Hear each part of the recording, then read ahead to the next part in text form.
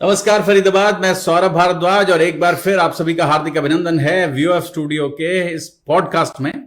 और आज hot seat पर हमारे साथ बैठे हैं आचार्य वीरेंद्र विक्रम।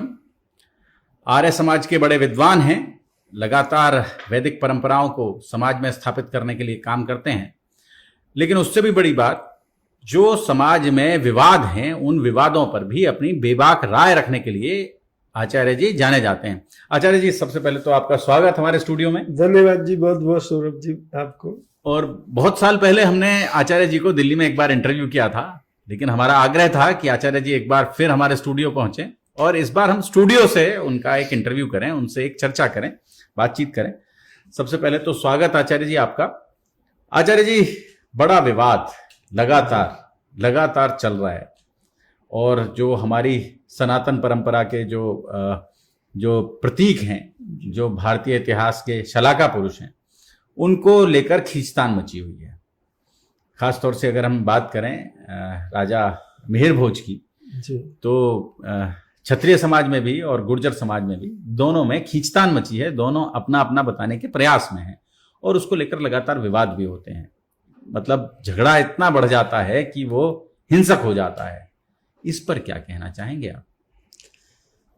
देखिए सौरभ जी, आपने ये प्रश्न जो उठाया ये बहुत महत्वपूर्ण है, क्योंकि सम्राट मिहिर भोज जो है वो सनातन धर्म रक्षक सम्राट है, जिन्होंने उस समय रक्षा की थी जब इतिहास का सबसे बड़ा संकट जो है वो देश पर उपस्थित हुआ था।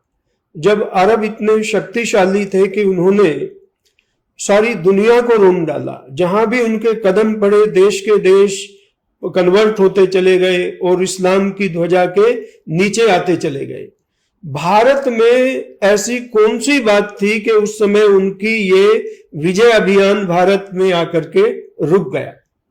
तो उसका जो श्रेय है वो गुर्जर प्रतिहार वंश को जाता है, जिसके शासकों ने एक बड़ी रक्षा वाहिनी तैयार की थी और उन्होंने अरबों को उस समय जो 712 में सिंध में आकर के बैठ गए थे, वहां पर शासन कर रहे थे, सिंध से भी निकाल करके बाहर किया और लगातार 3 शताब्दियों तक इस देश की सीमाओं की रक्षा की। तो मिहिर भोज जो है उस वंश के सबसे प्रतापी सम्राट, जिनकी धाक का, जिनके शौर्य का, जिनके पराक्रम का अरब इतिहासकारों ने बड़े मुक्त कंठ से प्रशंसा की है।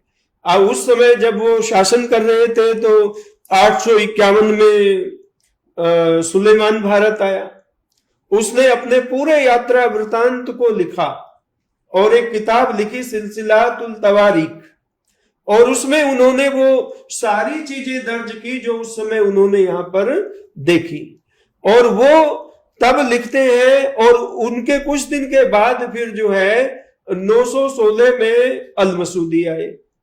अल मसूदी जो है वो बगदाद का रहने वाला था और अल मसूदी ने भी एक पुस्तक लिखी, सिलसिलातुल तवारीख। तो मुरुल जहब, सिलसिलातुल तवारीख तो लिखी थी सुलेमान ने और इन्होंने लिखी मुरुल जहब, जिसका अर्थ होता है स्वर्ण के चरागाह। तो अब आप ये देखिए कि दोनों ने अपने यात्रा वृतांतों में मिहिर भोज के राज्य की बहुत प्रशंसा की है। एक और तो वो लिखते हैं कि ये राजा अरबों का सबसे बड़ा शत्रु है, हिंद में अरबों का सबसे बड़ा शत्रु मिहिर भोज है। और दूसरी ओर वो कहते हैं कि इस सम्राट का जो शासन है वो इतना समृद्धि से परिपूर्ण है, पूरा राज्य समृद्ध है, जनता जो है वो पूरी न्याय प्रियता का पालन करती है। वो कहते हैं कि पूरे राज्य में चोर और डाकुओं से पूरी तरह सुरक्षित है। रास्ते में अगर सोना भी डाल दिया जाए तो कोई उठाता नहीं है। और उन्होंने कहा कि मिहिर भोज के राज्य में जो है जो सोने और चांदी की खदानें हैं, जहां इतना समृद्धि का उन्होंने वर्णन किया। और वो कहते हैं कि जब हमने व्यापार किया सम्राट के साथ और विनिमय में हमको बहुत धन मिला, तो हमने उनसे आग्रह किया कि हमारे साथ एक सुरक्षा दस्ता आप भेज दें ताकि इस पैसे को हम सुरक्षित लेकर के अपने देश जा सके। तो वो कहने लगे कि उस पर मिहिर भोज ने कहा कि आप इस धन को जो है निसंदेह लेकर के चले जाओ, आपके पैसे को अगर किसी ने नुकसान पहुंचाया या किसी भी सामान को नुकसान पहुंचाया वो तो वापस आकर के मुझसे भरपाई कर लेना। तो लिखता है कि धरती पर चोरों और डाकुओं से सुरक्षित कोई देश ऐसा नहीं है जैसा गुर्जर सम्राट मिहिर भोज का देश है। ये उसने अपनी लेखनी से भारत की शांति व्यवस्था, सुरक्षा व्यवस्था और समृद्धि के विषय में लिखा। और वो लिखते हैं कि इस राजा की जो सेनाएं हैं वो 4 भागों में रहती हैं और प्रत्येक भाग में 7 से 9 लाख फौज रहती है, 7 to 9 लाख।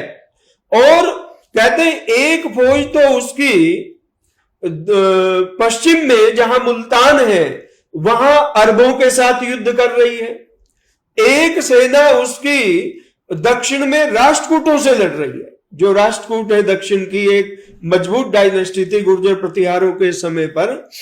तो वो कहते हैं उनके समकालीन थे, वो लोग उनके समकालीन थे। और वो कहते हैं कि और 2 सेनाएं जो हैं वो मूव करने के लिए किसी भी दिशा में जहां संकट उपस्थित होता था वो तैयार रहती थी। तो इतनी बड़ी सैन्य शक्ति उस समय भारत की थी कि कोई भी संकट जो है चुनौती देने में उस समय समर्थ नहीं था।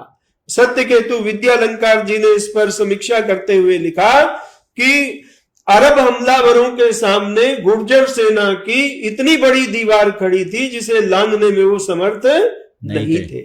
तो ऐसे में ये भारत का एक गौरव है। और एक और बहुत बड़ी बात है, जिन लोगों को बलात् इस्लाम में कन्वर्ट किया था जब मोहम्मद बिन तुगलक का आक्रमण हुआ था, उन सब लोगों को वापस वैदिक धर्म में, वापस सनातन धर्म में मिहिर भोज ने दीक्षित कराया।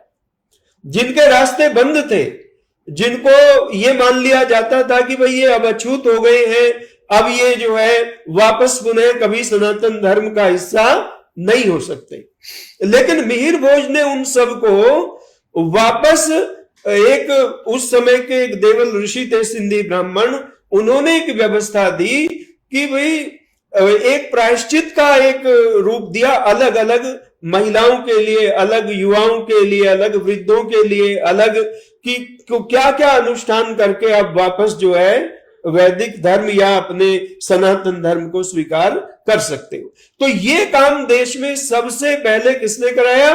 सम्राट मिहिर भोज ने। इसलिए उनको सनातन धर्म का रक्षक सम्राट माना जाता है। और वैसे भी आप देखिए, एक उर्दू के शायर ने लिखा था, वो दीने हुजाजी का बेबाक बेड़ा, निशा जिसका अक्साए आलम में पहुंचा, न जमजम में अटका न कुलजम में झचका, हुआ न मुकाबिल में खतरा कोई जिसका, किए पै सिपर जिसने 7 समंदर, वो डूबा दिहाने पे गंगा के आकर। कैसे डूब गया वो बेड़ा जो विजयी अभियान चल रहा था? तो वो इन सम्राटों की शक्ति थी, और उनमें सबसे वर्चस्वी सम्राट जो हैं वो मिहिर भोज हैं। इसलिए मिहिर भोज की जो जयंती अब आ रही है 26 अगस्त को, वो पूरे देशवासियों को मनानी चाहिए। अभी हमें इतिहास कौन सा पढ़ाया जाता है? जहां हम पराजित हुए।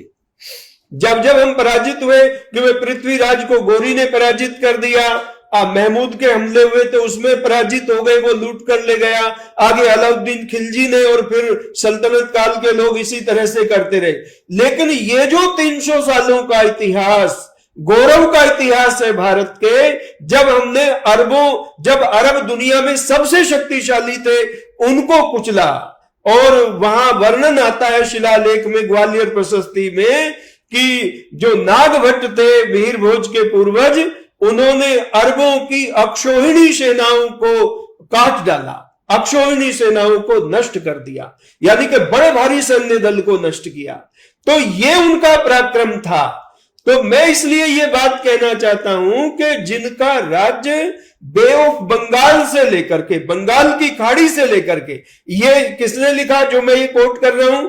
इस बात को डॉक्टर बैजनाथपुरी लिखते हैं कि बे ऑफ बंगाल से लेकर के काठियावाड़ तक, उधर समुद्र तक, जो गुजरात का समुद्र है, इधर बंगाल की अरब सागर खाड़ी, तक, अरब सागर तक, यानी कि इतना विस्तृत जिनका राज्य था। सिंध के भी बहुत सारे हिस्से उनके अपने पास थे। और उस समय ये लिखते हैं, अल मसूदी लिखते हैं कि जो वहां के बचे कुचे मुस्लिम थे, उन्होंने अपनी सुरक्षा के लिए कोई एक बड़ी मूर्ति जो हिंदू देवी देवताओं की थी, वो रखी हुई थी। और जब ये उन पे अटैक करते थे तो वो गुफाओं में छिप जाते थे और अंतिम हथियार के तौर पर कहते थे कि हम इसको ब्रेक कर देंगे, तोड़ देंगे, तो वो उसको ना टूटे इसलिए वहां से वापस हो जाते थे। मतलब जो उनकी एक दो गुफाएं थी छिपने की, पर वहीं तक वो सीमित रहे, उससे आगे वो कभी भारत में बढ़ नहीं पाए। तो ये इतनी बड़ी उपलब्धि है जिसमें भारत का शौर्य है, भारत का गौरव है, भारत का पराक्रम है। और इसको अगर आप देखें तो आज से 10 साल पहले मिहिर भोज को कोई जानता नहीं था। जन सामान्य में उनका कोई मतलब ज्ञान नहीं था, कोई परिचय नहीं था जन सामान्य में। तो ये तो जब से वीर गुर्जर महासभा और कुछ संगठनों ने ये मनाना शुरू किया, तब से ये जागृति लोगों में आई।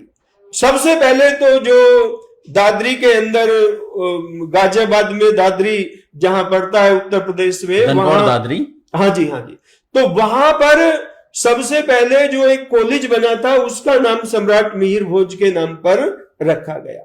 और वो काफी पहले रखा गया। तो लेकिन उसके बाद भी लोगों को पता नहीं था, जागृति नहीं थी। अगर हम कहीं उनकी शासन व्यवस्था की और न्याय व्यवस्था की अगर चर्चा करते थे, सैन्य बल की चर्चा करते थे, तो लोग कहते थे इसके बारे में तो आज तक सुना ही नहीं, ये कौन सम्राट है। पर अब एक जागृति आई है, अब लोगों को समझ आया, अब लोगों ने बोलना शुरू किया है मिहिर भोज के विषय में। तो मैं कहता हूं कि उनका चरित्र, मिहिर भोज के विषय में लिखा कि वो निष्कलंक चरित्र के व्यक्ति थे, स्पॉटलेस कैरेक्टर, उस पर कोई दाग नहीं था। और उनके विषय में आता है कि वो सदैव मीठा बोलते थे, हमेशा मीठा बोलते थे और सदैव प्रसन्न रहते थे। और उनके अंदर जो उत्साह था वो कभी थकता नहीं था। ऐसे उत्साह के वो सागर थे कि लगातार उनका उत्साह उमड़ता रहता था। तो जीवन भर उन्होंने इतनी विजय प्राप्त की। उन्होंने बंगाल के पालों को परास्त किया, उन्होंने दक्षिण के राष्ट्रकूटों को परास्त किया, उन्होंने अरब हमलावरों को हराया। 3 शत्रु तीनों तरफ थे। इसीलिए अरबों ने कहा कि ये राजा जो है चारों तरफ भयानक शत्रुओं से घिरा हुआ है। वो कहते हैं कि ये जो राजा है जुर्ज प्रदेश का, गुर्जर देश का जो राजा है, ये इसके चारों तरफ वार लाइक किंग्स है, जो युद्ध चाहने वाले, जो युद्ध करने वाले लोग हैं, ऐसे लड़ाकू चारों तरफ इसके बसे हुए हैं। तो ये बातें वहां पर कही गई है। अब ये जो लगातार विवाद रहता है जी कि ये फलानी जाति से, जो हमारे वीर योद्धा हैं उन्हें बांटने का ये जो क्रम रहता है, जी, इस पर क्या कहना चाहेंगे डॉक्टर साहब? इस पर सौरभ जी, मेरा आचार्य जी, मतलब ये एक बड़ा विवाद है इस समय। हाँ जी, हाँ जी, बड़ा विवाद है। राजपूत समाज, क्षत्रिय समाज मिहिर भोज को अपनी ओर खींचने की कोशिश करता है और जो गुर्जर समाज है वो मिहिर भोज को अपनी तरफ खींचने की कोशिश करता है। देखिए सौरभ जी, इतिहास जो है वो तथ्यों के आधार पर चलता है, वो खींचातानी से नहीं चलता। तथ्य ये है कि ये जो डायनेस्टी है इसका नाम ही गुर्जर प्रतिहार है। प्रतिहार कहते हैं रक्षक को, और गुर्जर जो है उनका वंश है, उनकी जाति है।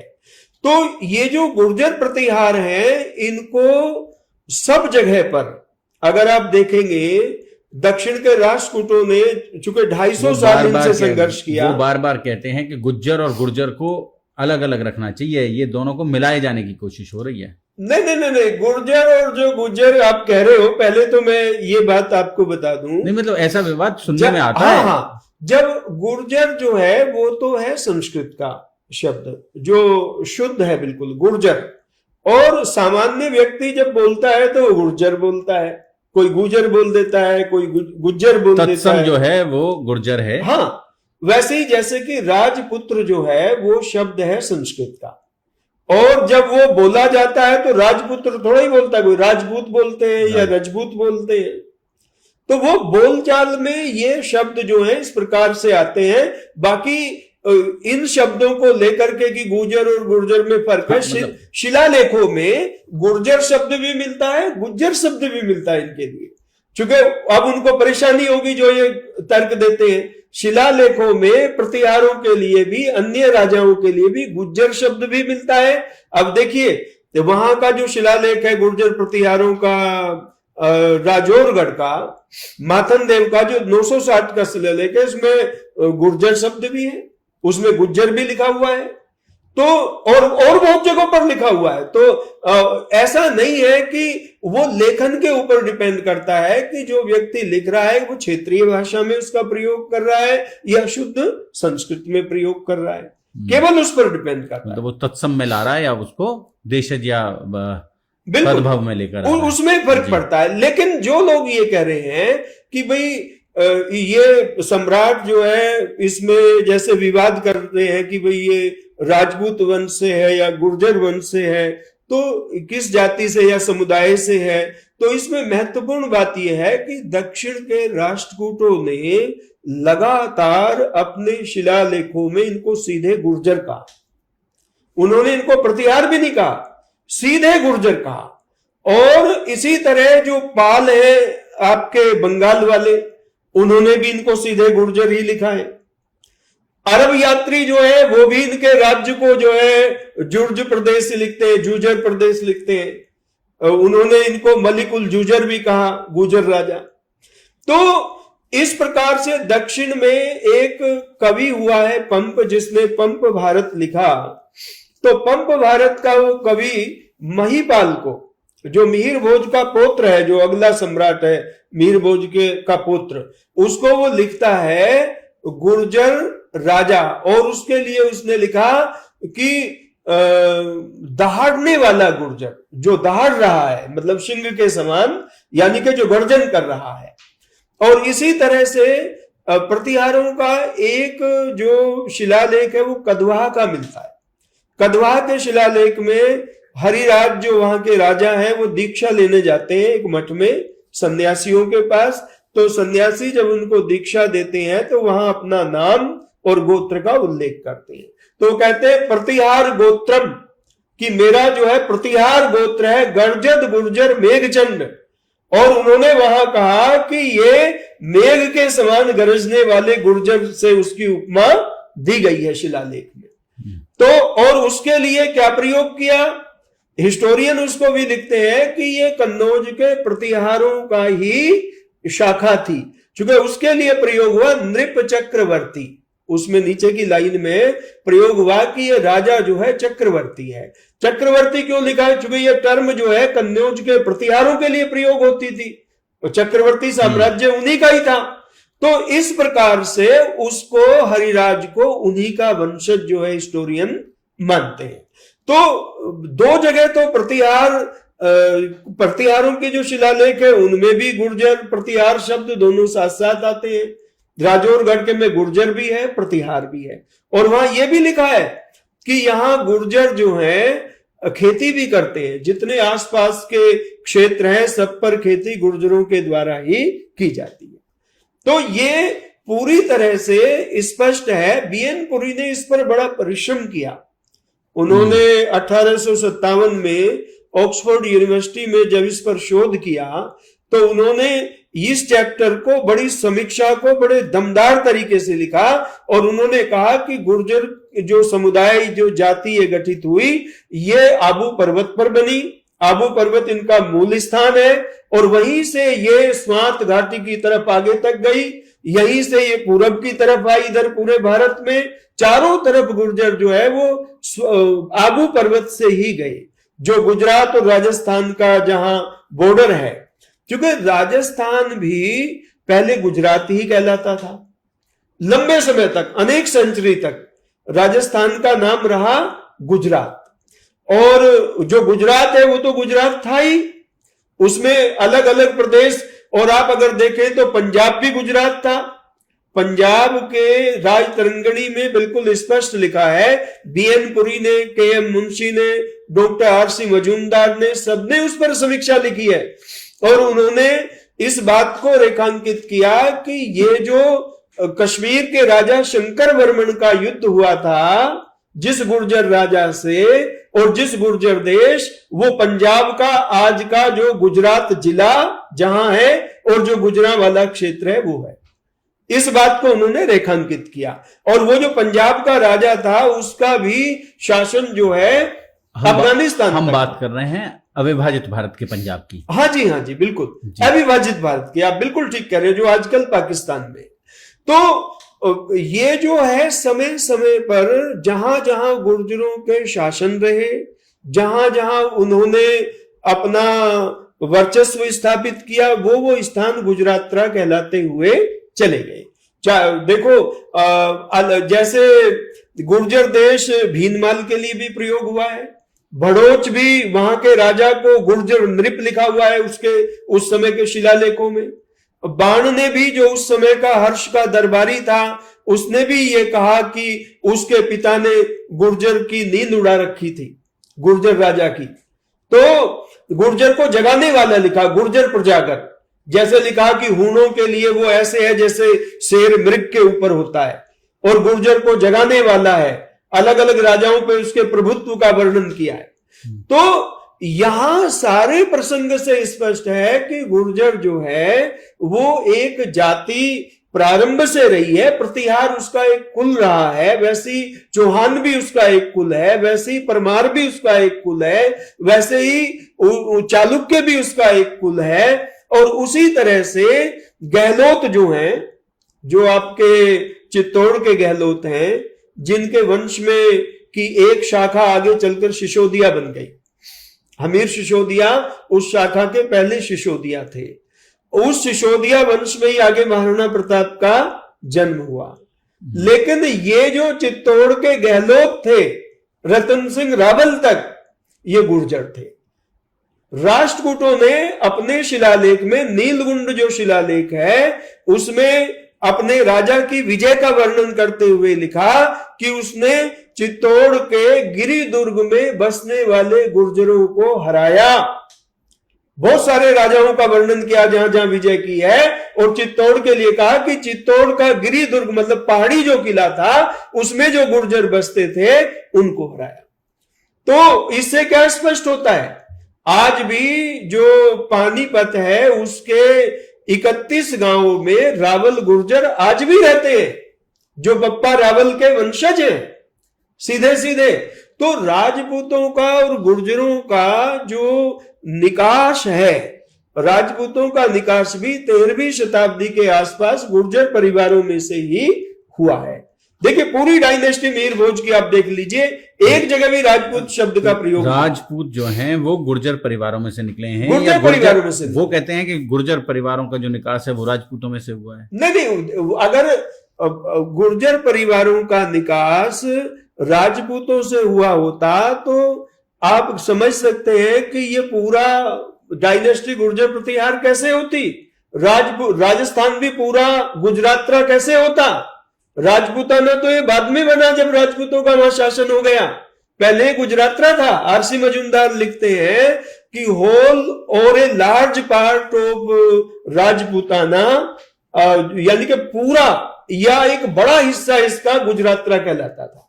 उन्होंने कहा कि ये जो है सौराष्ट्र शब्द है, सौराष्ट्र शब्द पहले से है या गुजरात के बाद? सौराष्ट्र पहले से है, गुजरात बाद में पड़ा। अनार्थ मंडल भी पहले से है, अनार्थ भी इस देश का नाम था, कच्छ भी था। तो ये नाम पहले है, गुजरात नाम गुर्जरों के शासन के बाद पड़ा है। तो और आप देख लीजिए महाभारत में कोई गुजरात नाम का कोई राज्य नहीं है, और महाभारत तो बहुत पुरानी बात है। आप मौर्य काल में देख लो, कहीं कोई गुजरात नाम का राज्य नहीं है, गुप्त काल में भी नहीं है। गुजरात कोई प्रदेश, वहां सारे प्रदेशों का सब जगह का वर्णन है। तो इस तरह से अगर आप देखेंगे, जब गुर्जर जो है उनके शासन स्थापित हुए। बैजनाथपुरी कहते हैं कि पहले से ये मतलब एक तरह से अपरिचित रूप से रह रहे थे। जब सत्ता में कोई कौम आती है तो तभी तो उसका यशोगान होता है। सत्ता में न आते तो इनके शिलालेख नहीं लिखे जाते और इनकी पहचान बाद तक भी नहीं होती, कई शताब्दियों बाद तक भी नहीं होती। आचार्य जी, बहुत सारे लोग कनिष्क के साथ जुड़ाव मानते हैं गुर्जर समाज का। देखिए सौरभ जी, कनिष्क जो है उनका कार्यकाल जब आता है तो उस समय पर गुर्जरों का कोई प्रमाण नहीं मिलता। कनिष्क के समय में एक भी प्रमाण नहीं मिलता, ना किसी शिलालेख का प्रमाण है, ना कोई लिटरेचर का किसी का कोई प्रमाण है, ना किसी विदेशी यात्री ने लिखा।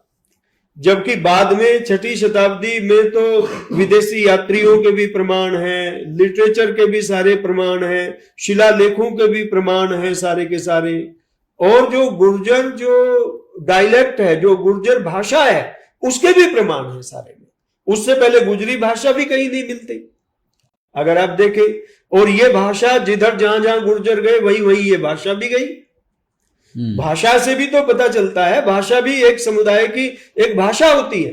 तो के.एम. मुंशी ने तो भाषाई जो अपने बी.एन. पुरी ने तो भाषाई आधार पर विश्लेषण किया, इथनोलॉजिकल आधार पर किया, और जो आपका जो शिलालेख थे उसके आधार पर किया, जो विदेशी राइटर आए उनके आधार पर किया, जो लिटरेचर है समकालीन उसके आधार पर किया। सारे आधारों पर समीक्षा करके बड़े, अगर आप उस बुक को पढ़ोगे तो आपको बहुत संतुष्टि मिलेगी। इस वंश के विषय में पूरी जानकारी मिलती है। अब कैसे मना रहे हैं जयंती को? अब ये जयंती जो है, इसके लिए कुछ लोग जहां जहां पहले से शोभा यात्रा निकालते रहे, शोभा यात्रा निकालेंगे, और शोभा यात्रा के साथ साथ कई गोष्ठियां होंगी या आपस में छोटे मोटे सम्मेलन जहां जहां बस्तियों में, और कोई बड़े रूप में भी कई जगह पर लोग मना रहे हैं। कई बड़ी बड़ी संस्थाएं भी मना रही हैं, कई बड़े कॉलेज और बड़ी संस्थाएं भी इसका आयोजन कर रही हैं।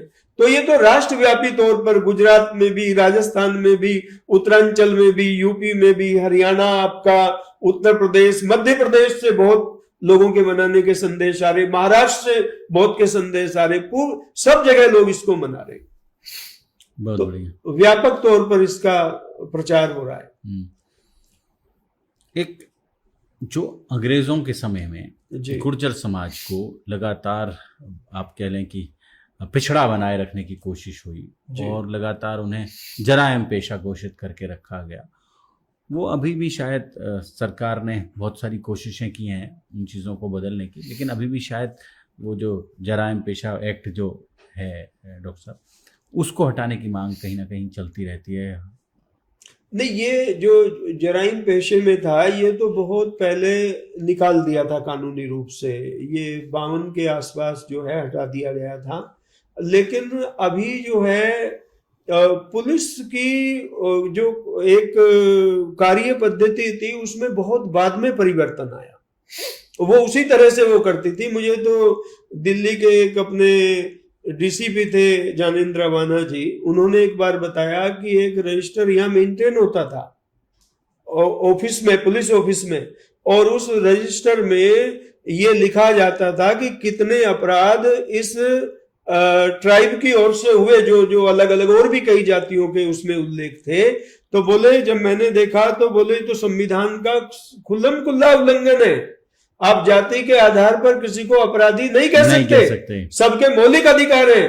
उन्होंने फिर वो सारा रिकॉर्ड जो है खत्म कराया, वो सब चीजें हटाई वहां से। उसके बाद में वो रजिस्टर मेंटेन होना बंद हुआ।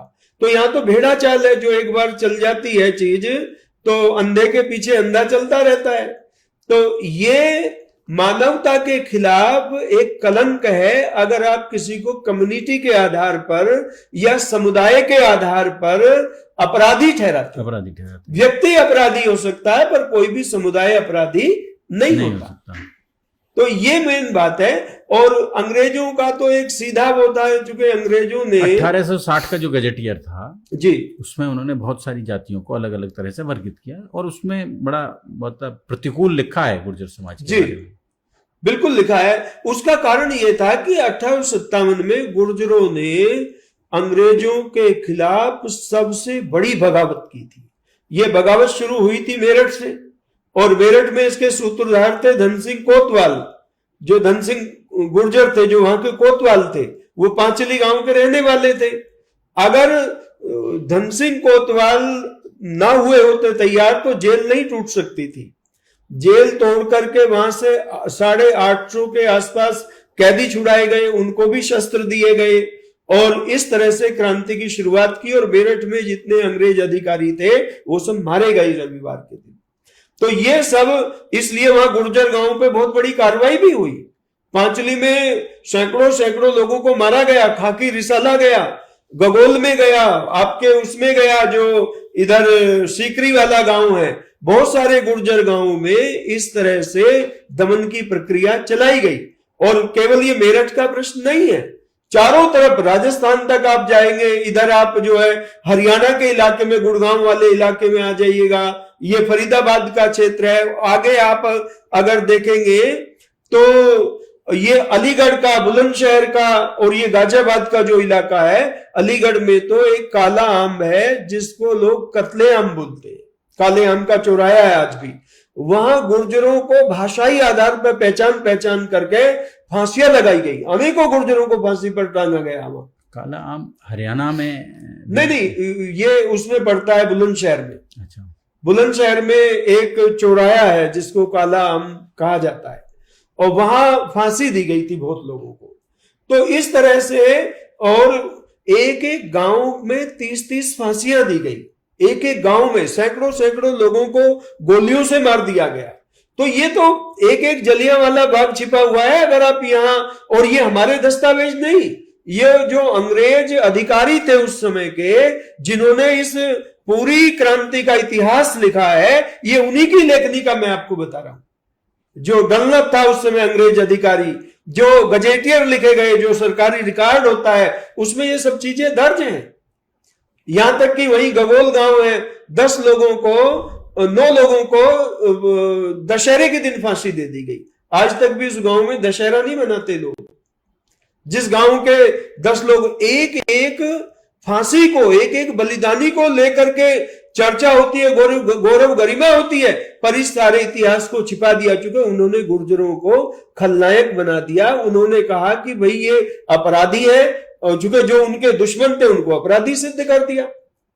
ये मूल कारण था। और ये तो 1857 से भी पहले 1822 से 24 तक गुर्जरों ने एक बहुत बड़ा जो युद्ध जो है वो आजकल उत्तराखंड में जगह चली गई, जो सहारनपुर में उस समय डिस्ट्रिक्ट में पड़ता था, उसका नाम है किला, जो अपना जहां पर जो ये राजा विजय सिंह और जो उनके सेनापति थे, वो दोनों ने वहां प्रतिकार किया था, और वहां अंग्रेजों को बड़ी सैनिक कार्रवाई करनी पड़ी थी। बहुत लोग वहां बलिदान हुए। वहां तो उपराष्ट्रपति भी गए, वहां उन्होंने जाकर के उन सब लोगों को, शहीदों को वहां याद किया, वहां स्मारक बनाया गया। जो सहारनपुर का ये इलाका है, वहां पर ये बहुत बड़ा 1824 में ही ये क्रांति हो गई थी, 1857 से पहले, जिसमें था कि भाई गुर्जर जो है उस समय भालों से लड़ रहे थे, लाठियों से लड़ रहे थे, दूसरी तरफ से गोलियां आ रही थी, बहुत लोग शहीद हो गए। तो इस तरह से जो है गुर्जर उनके शत्रु रहे, इसलिए उन्होंने इनको जो है सरकारी नौकरियों में लेने से, इनके बड़े बड़े जमींदारे जब्त कर लिए गए। अब देखिए ना, यहाँ जो ये यमुना के ऊपर जो पुल था, ये क्रांतिकारियों ने तोड़ दिया था उस समय जब ये क्रांति हुई।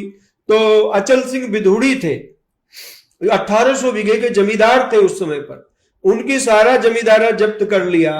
ये तो मैं एक उदाहरण बता रहा हूं, ऐसे सब लोगों के हुए जो क्रांति में शामिल थे, जिनको फांसी दी गई। और उनको वह जहां फांसी दी गई उस स्थान को अब कलेक्टर ने जाकर के अब इस सरकार में उस स्थान को चिन्हित किया कि वहां उनका स्मारक बनेगा।